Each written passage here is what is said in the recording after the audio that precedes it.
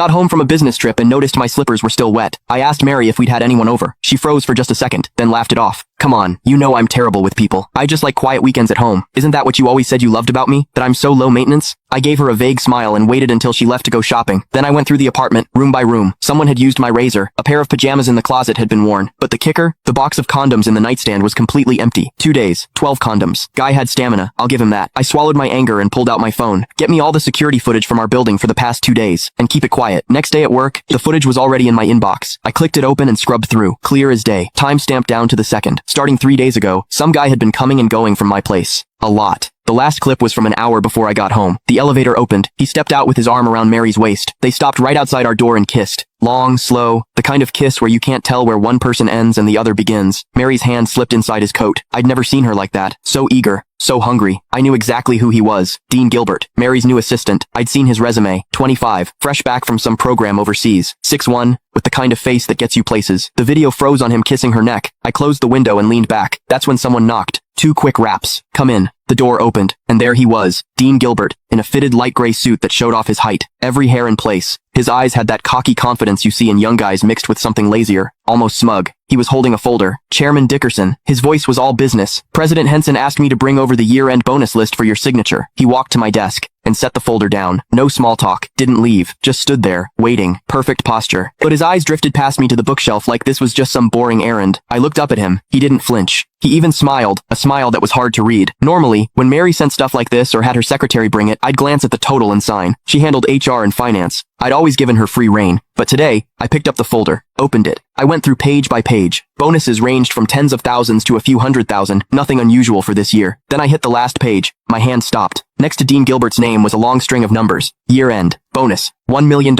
And in the notes, plus one company BMW, 730 Li, $1 million. A BMW 7 Series. For an assistant who'd been here less than 6 months. I stared at that number for 2 seconds. Then I looked up. Dean was watching me. That little smile had gotten bigger, and there was something in his eyes now impatience. Chairman Dickerson, is there a problem? His tone was still polite, but there was an edge, a push. Miss Henson is waiting to head out. He made sure to emphasize those last words. I picked up my Mont Blanc pen.